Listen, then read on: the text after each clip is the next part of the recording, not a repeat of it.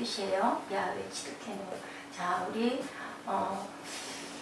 승리의 하나님이 뭐예요? 승리의 하나님 누구 알까? 라파. 오, 자, 이레. 자, 예비 하나님, 예비하시는 하나님, 야훼 이레 하나님. 자, 병을 고쳐주시는 하나님, 야훼 라파 하나님.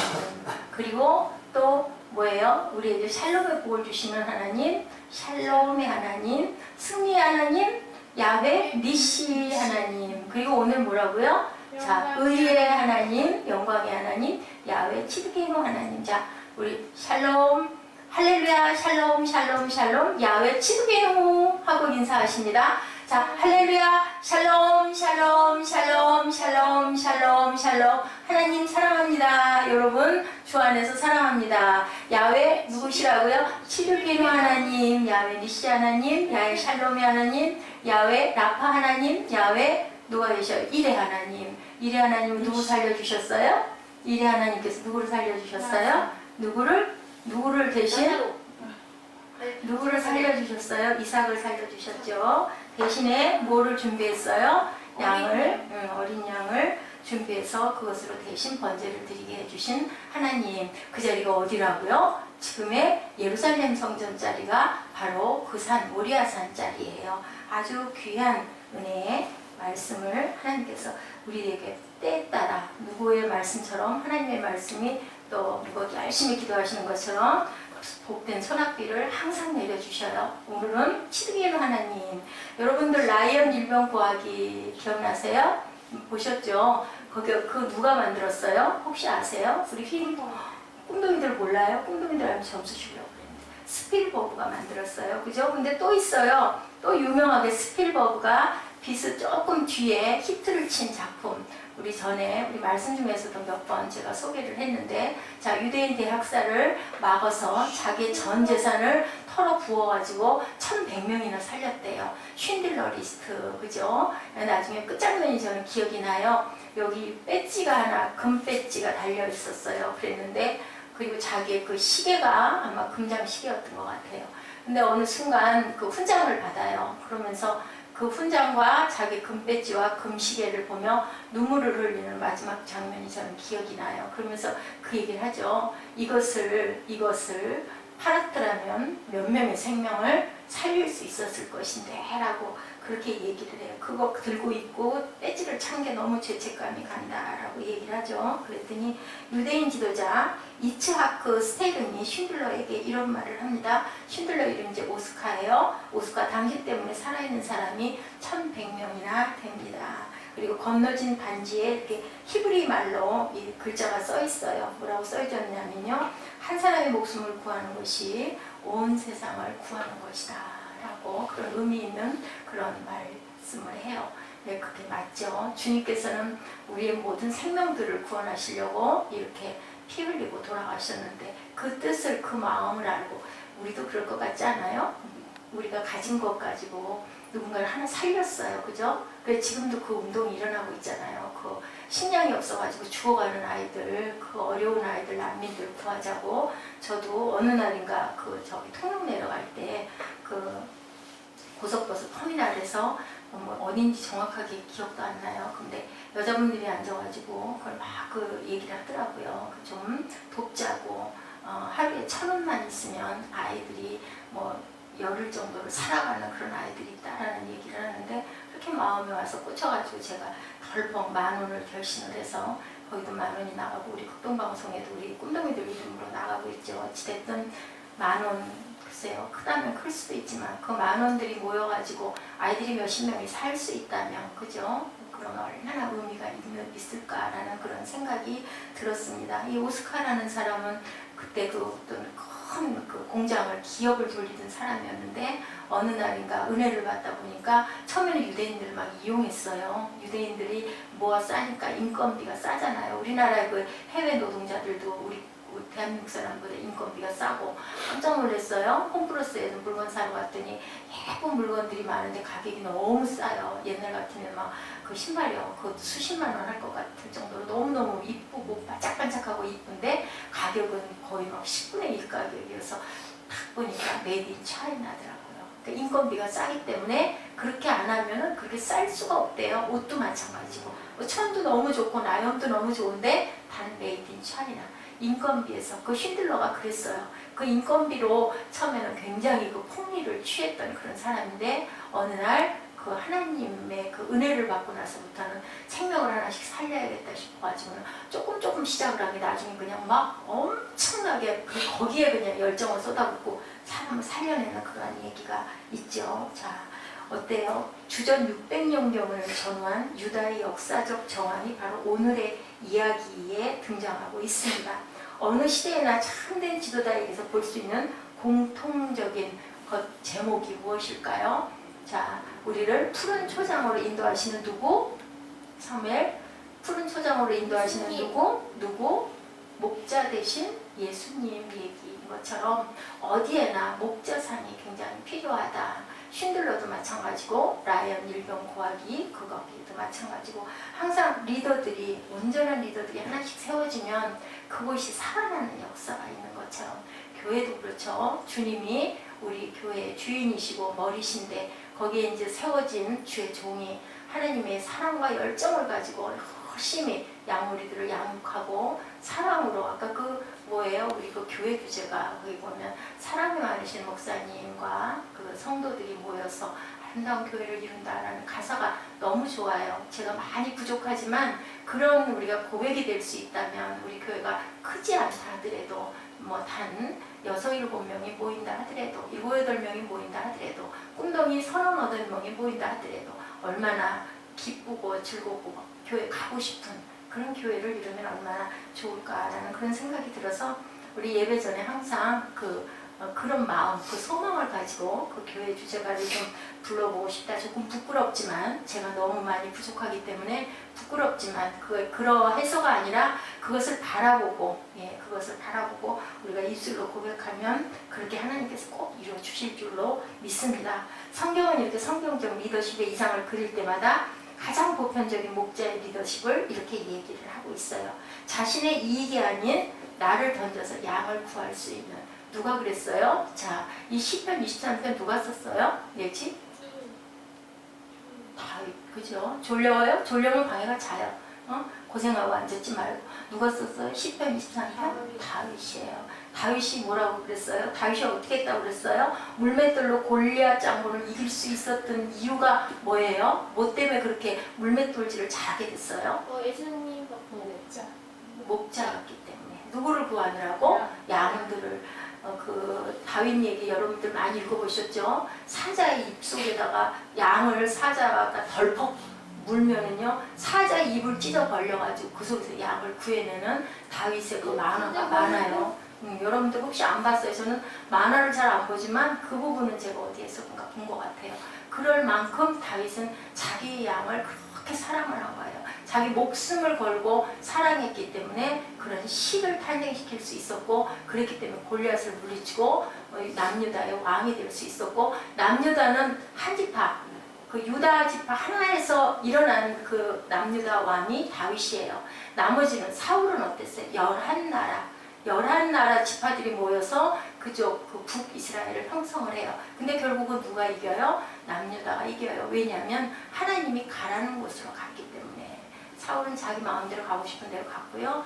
자, 다윗은 물어봐요. 사울 죽고 나서 하나님 이제 제가 왕이 됐는데 어디로 갈까요? 그랬더니 네가 헤브론으로 가라. 그래서 헤브론으로 갔어요. 그 다윗의 그 사울의 아들은 그냥 자기가 하고 싶은 대로 이스보셋이죠. 세워지는 바람에 결국은 멸망을 하고 말죠. 이게 무슨 얘기를 하고 있느냐 하면요. 목자 대신 주님을 우리가 잘 따라가야 된다는 얘기인 거예요. 그리고 목자는 어느 곳에 목자가 됐든 목장의 목장들이 됐든 큰 교회는 조그만 목장들이 많아요. 우리 교회가 과연 목장만이나 할까 하는 생각이 들 만큼 목장이 엄청나게 많은데 거기에도 목장장들이 있어요. 그러니까 평신도 장이죠. 그런 사람들도 아주 그 밑에 있는 목자들을 잘 거느리고 다스리고 그 목장들이 모여가지고 또 대예배 때는 크게 주일날 가고 1년에 한두 번 정도는 각 목장에서 주일날 예배를 안 드리고 목장 애들 모여가지고 공동으로 예배를 드리는 그렇게들. 왜냐하면 작은 셀들이 커야 왜냐하면 그 안에서 서로의 그 애환을 나누고 기도하고 교제할 수 있게끔 큰 큰 교회에서는 그게 안 되니까 예, 그런 걸로 보면 우리 교회가 참 바람직하고 좋은 교회인데 예, 조금만 더 몇 가정이 모이면 얼마나 행복할까 하는 생각을 해봅니다. 오늘날 우리의 민족의 불행이 우리 시대의 좌절과 방황은 이런 리더십들이 부족하고 리더십이 온전치가 않아가지고 이런 어려움들을 많이 겪고 있었다. 자, 유다의 역사적 정황이 바로 이랬었다라는 얘기를 하고 있습니다. 주전 600년경이죠. 유다는 주변 강대국들인 이집트 바벨론의 침공으로 크게 흔들리고 있었어요. 불행은 그런 중에서도 지도자들은 민족을 염려하기보다는 어느 시대, 어느 때나 이런 현상은 있었던 것 같아요. 자신의 안전과 이익만을 쫓아가고 있었는데, 자, 오늘 본문의 내용에 누가 이렇게 고함을 치고 나와요. 에레미야가 얘기하고 있죠. 나 야훼가 말하노라. 뭐예요? 예언을 받아서 그대로 얘기를 하는 거예요. 자, 이런 시대를 향한 하나님의 처방은 과연 뭘까? 예, 자신의 안전과 이익을 쫓아가는 이러한 시대에 하나님의 처방은 과연 뭘까? 하나님은 의롭지 못한 지도자를 인해서 슬퍼하신다. 이번에 세월호 사건이 크게 이슈가 됐었죠. 자기의 이익을 구하려고 하는 그 단체 때문에 많은 생명이 그렇게 될 줄 설마 했을 거예요. 원래가 배에 구멍이 나 있었다라는 얘기가 있더라고요. 다행히 기독교인이 아니고 그래도 그 이방 종교여서 그나마 다행이다라는 생각은 했는데요. 어쨌든 간에 이렇게 사람의 생명을 중요하게 여기지 않고 나의 이익에 중점을 두는 일로 인하여 이번에 크게 아픈 일이 있는데 이것을 우리가 정말로 거울로 삼아야 되겠다라는 생각을 합니다. 5절에 보면요. 의로운 가지를 일으킬 것이라고 이렇게 예언하고 있죠. 23장 5절 한번 우리 함께 읽어보실까요? 나 야훼가 말하노라. 네, 보라 때가 이르리니 내가 다윗에게 한 의로운 가지를 일으킬 것이다. 그가 왕이 되어 지혜롭게 행사하며 세상에서 공평과 정의를 행할 것이며 그가 세상에서 정의와 공의를 행하실 것이다 라고 얘기를 해요. 정의와 공의를 행하실 것이다. 누구예요? 한 의로운 가지가 누굴까요? 예수 그리스도. 예, 구약에 이미 예언하고 있죠. 공의를 행할 것이다. 자, 에레미야 23장 6절 봅니다. 그날의 유다는 구원을 얻겠고 이스라엘은 평안히 거할 것이며, 네, 그 이름은 여호와 우리의 의라. 누구예요?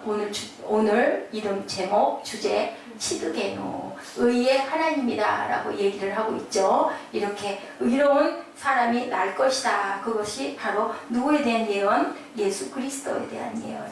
본문 5절에 들어가기 전에 1절에서 4절에 뭐라고 말씀하고 계세요? 에레미야 선지자는 의롭지 못한, 에레미야 선지자를 무슨 선지자라고 그래요? 눈물의 선지자라고 그래요. 왜 그렇게 울었을까요? 나라를 걱정하면서 그 왕들 때문에 너무, 왜냐하면 하나님이 그 영을 주셨기 때문에 이렇게 악하고 이렇게 나쁠 수가 있겠나. 하나님은 이렇게 내게 예언을 주셨는데 너희들 정신 차려야 돼 하고 맨날 그렇게 에레미야 선지자는 중보의 영을 가지고 그렇게 기도를 했다고 그래요. 그러다 보니까 막 눈물을 쏟으면서 기도를 하게 된 거죠. 에레미야 23장 2절입니다. 그러므로 이스라엘 하나님 나 야훼가 내 백성을 기르는 목자에게 이같이 말하노라. 내가 내 양무리를 흩으며 그것을 몰아내고 돌아보지 아니하였도다. 보라 내가 너희의 악행을 인하여 너희에게 보응하리라. 누가 말씀하시는 거예요? 여호와의 말이니라. 에레미야가 얘기하는 게 아니라 하나님이 너희 악행을 내가 가만히 두지 않겠다. 두려워하라고 얘기하고 있죠. 3절에 뭐라고 말씀하세요? 내가 내 양 무리의 남은 자를 그 몰려갔던 모든 지방에서 모아내어 다시 그 우리로 돌아가게 하리니 그들의 생육이 번성할 것이며 4절에 내가 그들을 기르는 목자들을 그들 위에 세울 거다. 그들이 다시는 두려워하거나 놀라거나 추긴하지 아니하리라. 보호하고 내가 건질 것이다 라고 이렇게 말씀하고 계세요.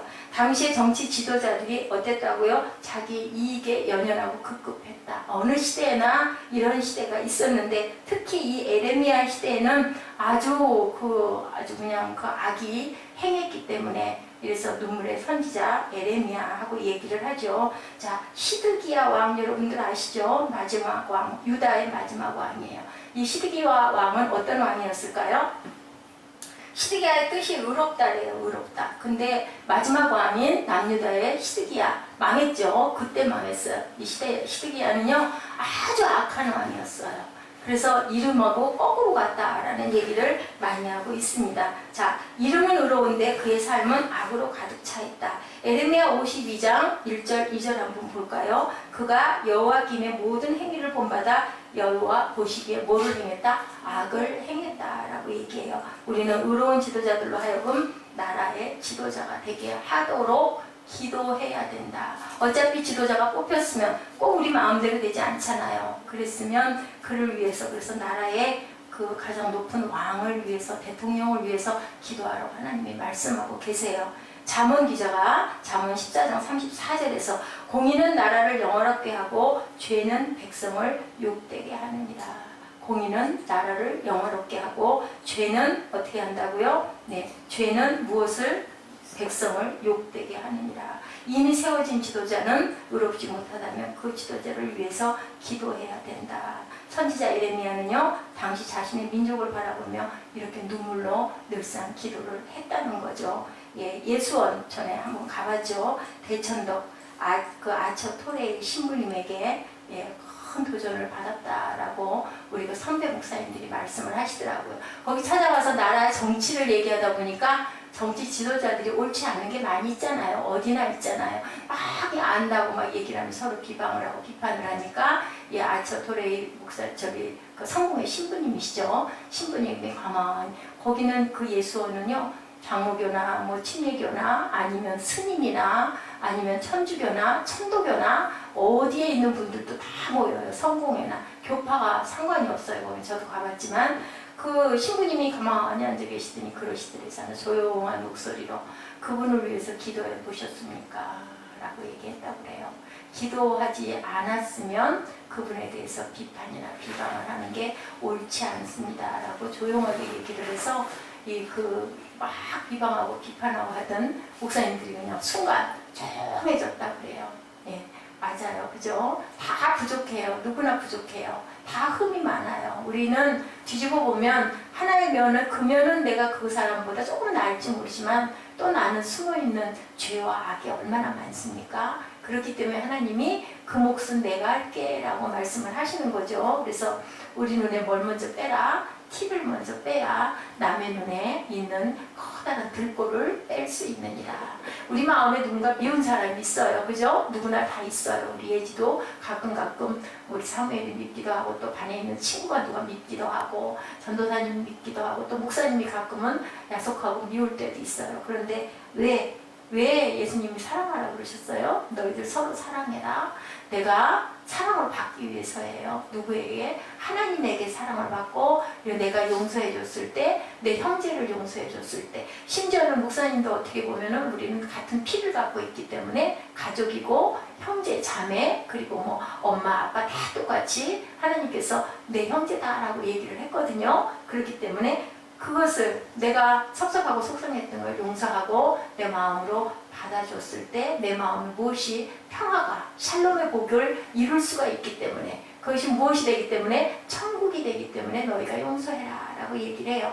그 사람을 위해서 용서하라는 게 아니라 너 예지, 너 사무엘, 너를 내가 사랑한다. 그러니까 너는 마음에 무엇을 품지 말아라. 분을 품지 말아라. 언제까지? 해가 질 때까지. 밤이 넘어갈 때까지는 화를 내되 분을 끝까지 품지 마. 왜냐하면 품다 보면 내 마음같이 뭐가 되니까 악의 소굴이 되기 때문에 그렇게 되면 내가 지옥으로 떨어지기 때문에 우리는 언제 어느 순간에 돌아갈지 아무도 몰라요. 아무리 어리든 그 학생들 봐요. 누가 고등학교 2학년 학생들이 엄마 아빠보다 먼저 돌아갈 줄 누가 알았겠어요. 아무도 모르는 거죠. 이렇게 우리는 기도해야 된다. 나에게 섭섭하게 했던 사람까지도 내가 용서하는 마음을 가졌을 때 내 마음에 천국을 이룰 수 있다. 누구를 위해서? 나를 위해서. 하나님은 의로운 지도자를 친히 세울 것을 언약하시죠. 그 미래의 대안을 하나님께서 늘 그 제시를 해주고 계십니다. 전에 언젠가 그런 얘기 있었어요. 줄기세포, 그죠? 황소 교수 얘기 나왔었죠. 근데 참 그게 뭐라 그래요? 그 유전자가 그렇게 해가지고 뭐를 막 만들어내고 하면 결국은 무엇에 도전하는 것이다? 창조주에게 도전하는 것이다 라는 얘기는 했지만 그래도 참 위대한 발명을 하다가 결국은 끝까지 이루지를 못했어요. 근데 그것도 어떤 면으로 보면은 좋은 면으로 우리가 많이 북돋아줘야 될 그런 단초였었다. 성경이 보여준 하나님의 비판은요, 언제나 비판 이상으로 무엇을, 희망의 미래를 항상 말씀하고 계신다. 하나님은 어떻게 하세요? 항상 우리를 찢으셨지만 나중에 회복시켜주고 꺼내주시는 하나님이다. 자, 4절 뭐라고 말씀하고 계세요? 본문 4절 우리 한번 볼까요? 4절 뭐라고 말씀하고 계세요?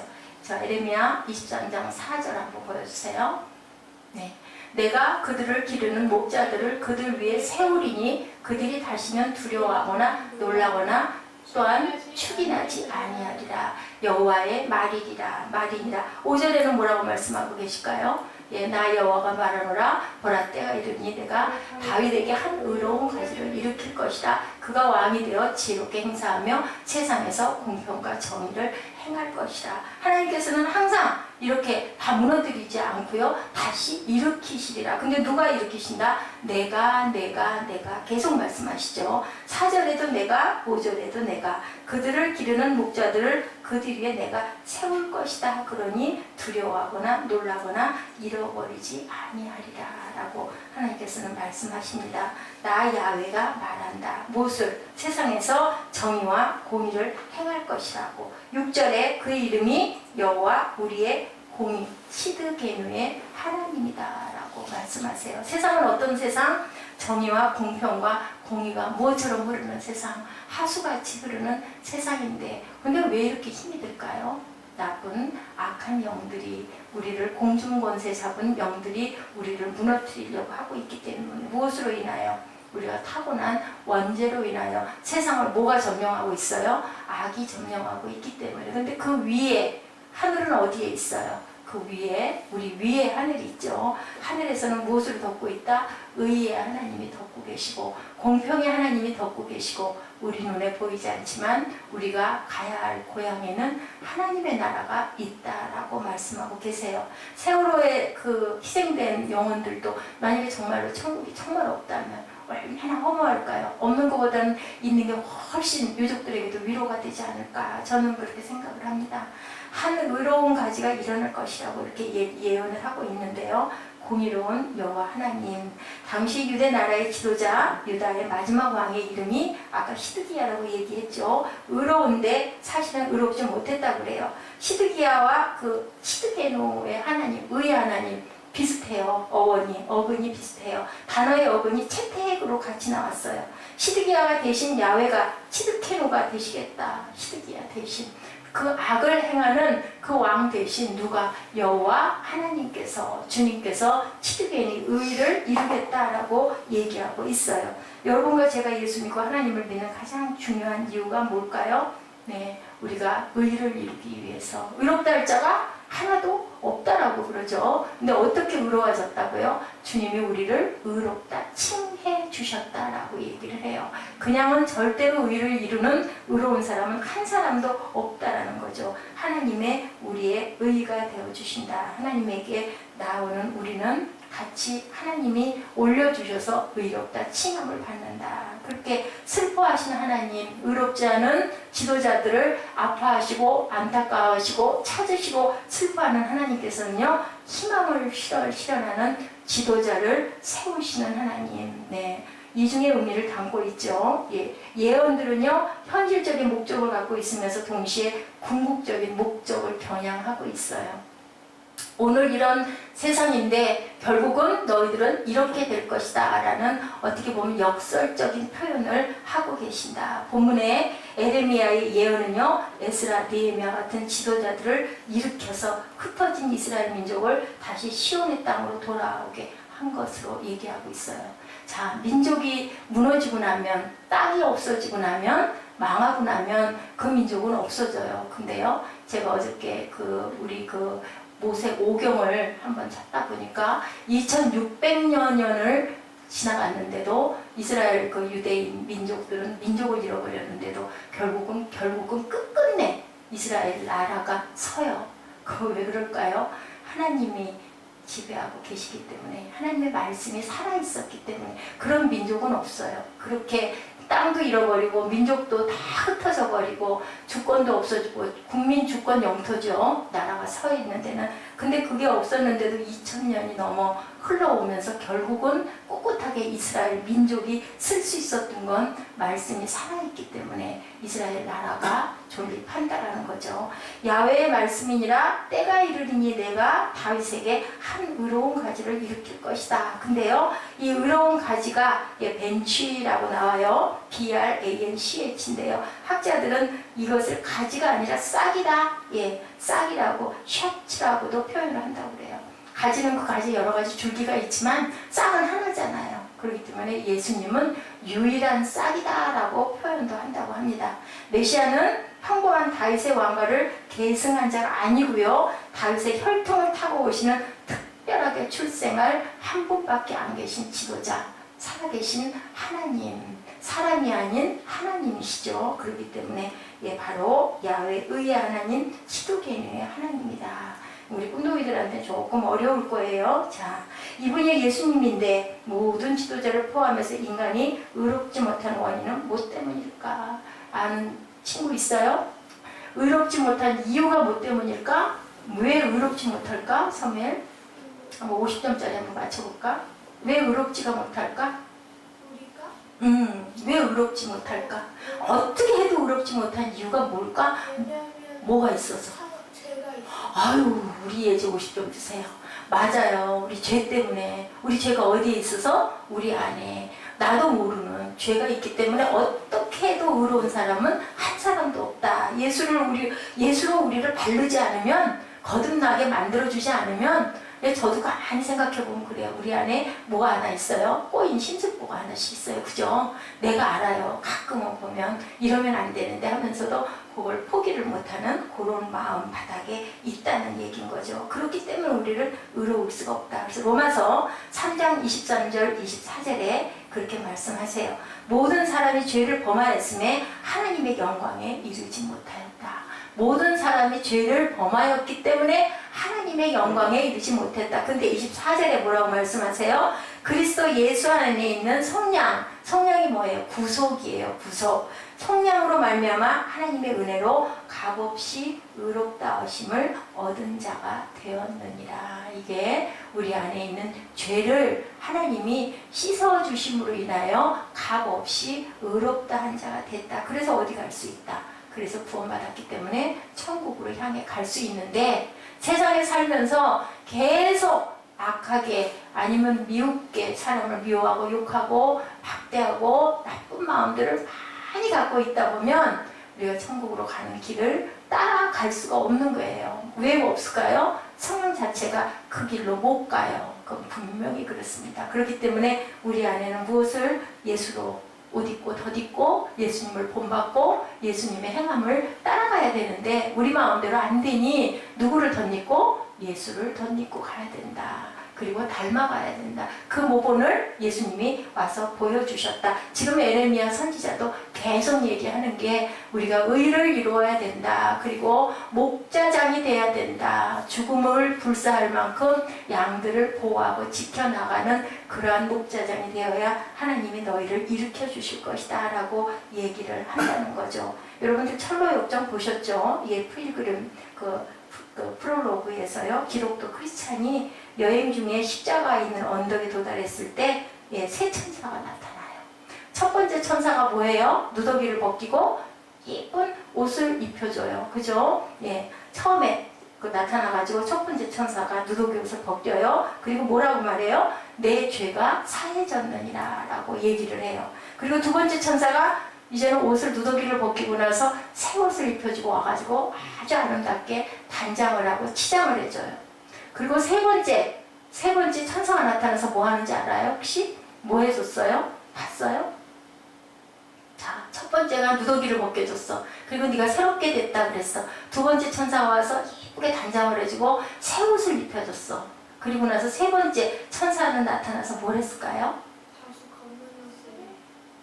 세 번째 천사는 뭐 했을까요? 노래를 불러줘. 이마에다가 인을 찍어줘요.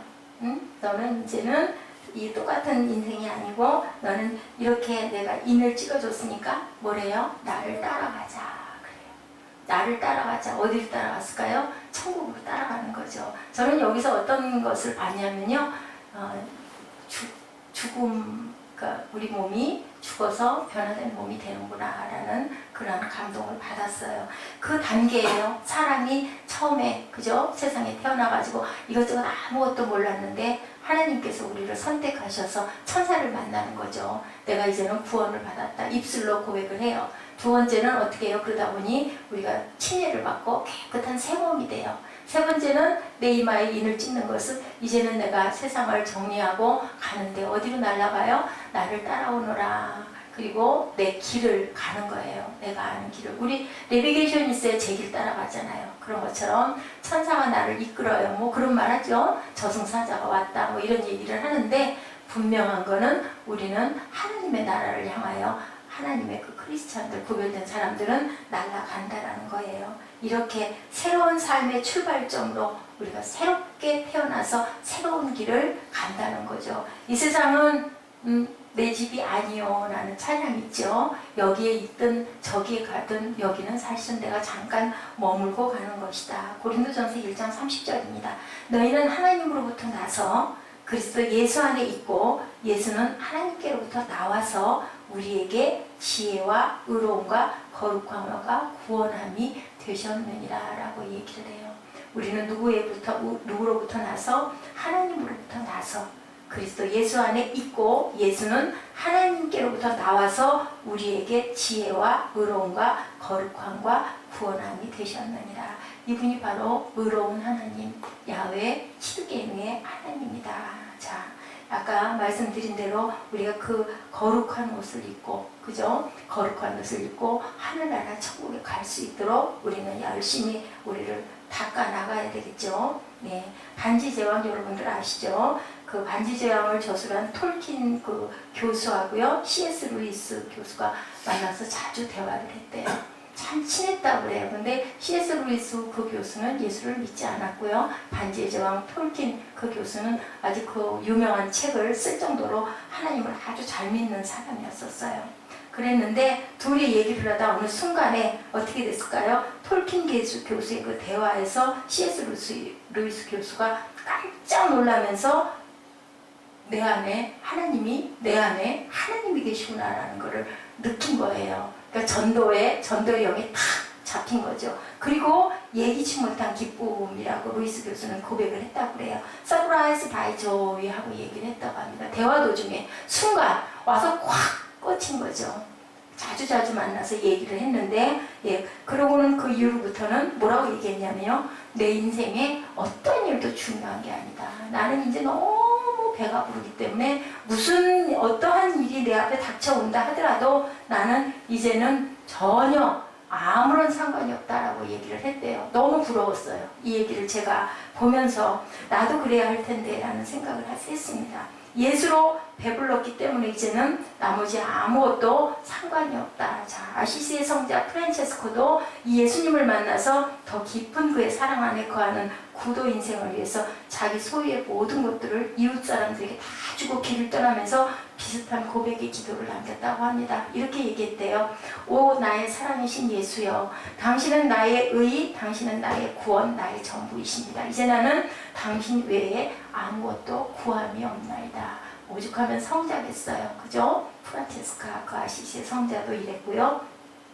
지금 C.S. 루이스 교수도 이랬고요. 톨킨스 교수도 이렇게 얘기를 했대요. 주님만 있으면 나는 배부르다. 그러니까 우리 그 우물가의 여인처럼 영원히 영생에 샘솟는 그 생명수를 마심으로 인해 나는 어떤 것도 부럽지도 않고 너무 배가 부르기 때문에 무엇으로도 채워지지 않는 체험을 내가 받았다. 그렇다면 우리가 슬퍼하거나 절망하거나 낙담하거나 화내거나 누구를 비방하거나 할 이유가 없을 건데 왜 그럴까요?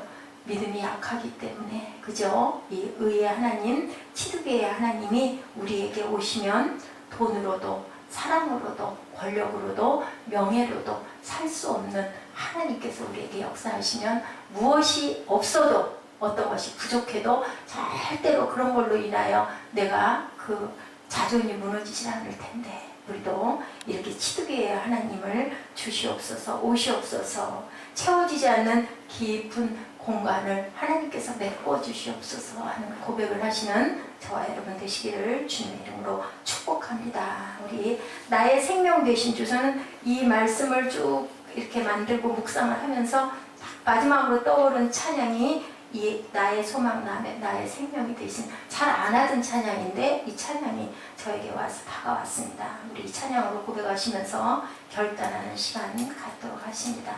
나의 생명, 나의 소망 되시며 나의 생명이 되신 주, 밤낮 불러서 찬송을 드려도 늘 아쉬운 마음뿐일세.